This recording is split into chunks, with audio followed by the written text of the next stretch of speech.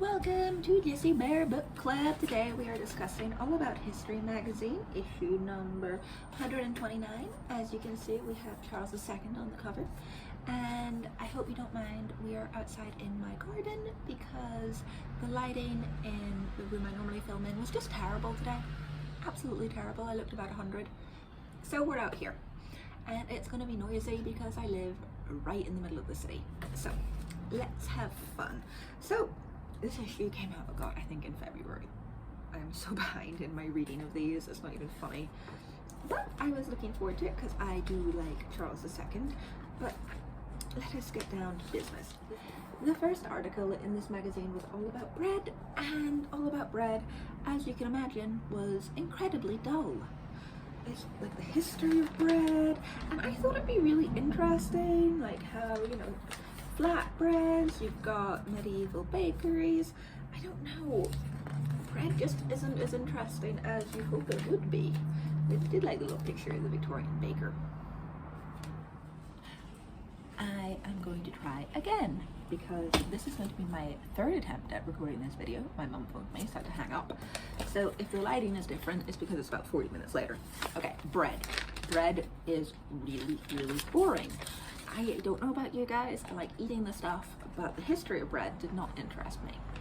So we're going to skip the adverts and we're going to get to the reign of Charles II. Charles II, the cursed reign. And I thought this was going to be really, really interesting. Charles II, of course, is a monarch who is completely notorious for having all the mistresses in the world and all the illegitimate children anybody could possibly want. But this article was more about him walking the middle ground once he got his throne back. So it covers him being a prince in exile with his father's death, well, execution, not death. And then it talks about how he was a very staunch Catholic, but how he walked the middle ground and managed to keep the country happy. It talks about the Great London Fire. To be honest, it was a dull article.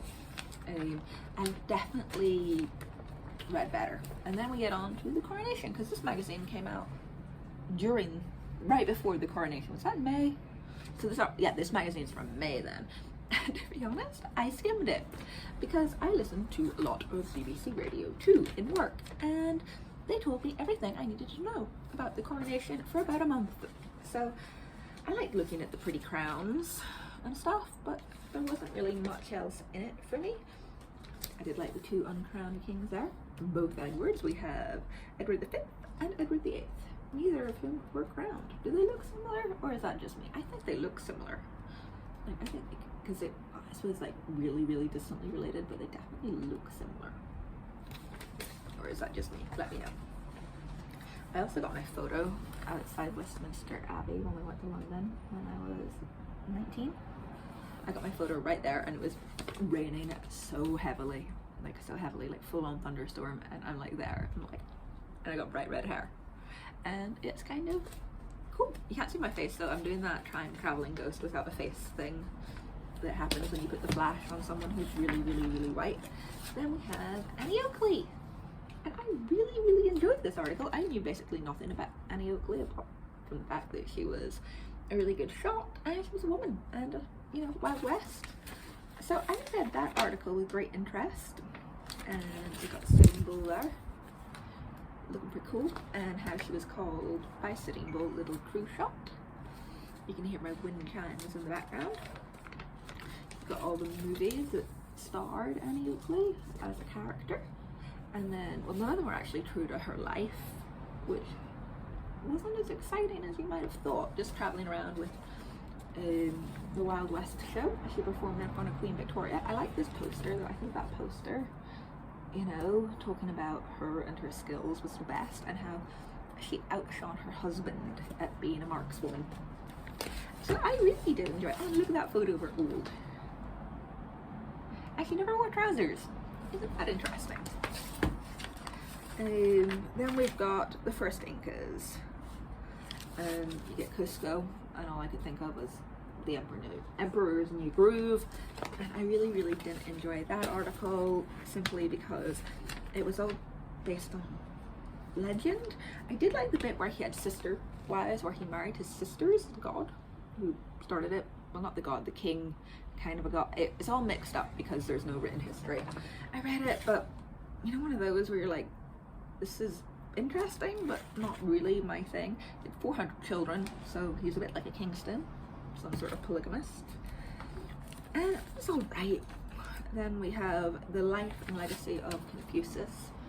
Again, I didn't really read it because I'm not overly interested in Confucius and like all that sort of stuff. I mean, I kind of skimmed it. Then we have Gangster's Paradise, about Cuba and Havana and how the gangsters went there, and it talked about, you know, the ending of The Godfather 2 is at the end. It was like, you know, New Year.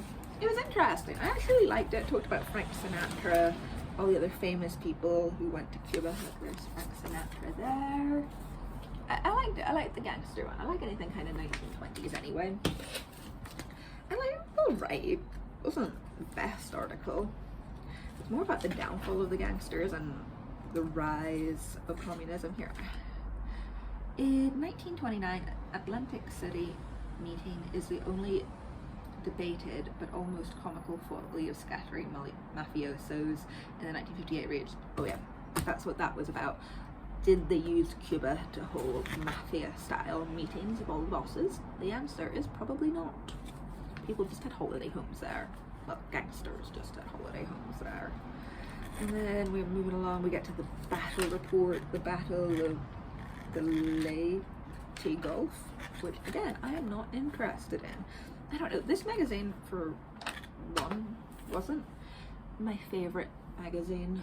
Sometimes they're really interesting because you get articles that you really, really enjoy, but sometimes they're just a bit bland. We've got What If Granada Didn't Fall? Talks about if Andalusia had remained under Muslim rule, what would have happened? There wouldn't have been so much Inquisition. Spain wouldn't become the powerhouse that it did become in the 1700s, and the conquering of South America. It was interesting, but not overly so, I suppose, because like Granada did fall, and there wasn't that much about Boabdil, the last king of Granada. Weep like a woman for what you cannot hold as a man. That's what his mother said to him when he rode away from his city. I love that so much. It's one of my favorite quotes from history. Exploring the Islamic world and art. Ooh, then we get on to movies and book reviews. They reviewed The Boston Strangler. I give it 2 stars, which is a pretty bad review, so I'm not sure if I'm going to watch it, because I did fancy it. I think it was on Disney Plus, but I guess if it's not that good, I won't be getting it. Oh, and then we have The Woman's Lore, a book about female goddesses slash mermaids slash sirens slash Mélocine, whatever you're into. And then one of the other movies I recommend is Cool Runnings, but they only give it a C. I've never seen it. Might watch it. I know Cormac's seen it. He said it's really funny.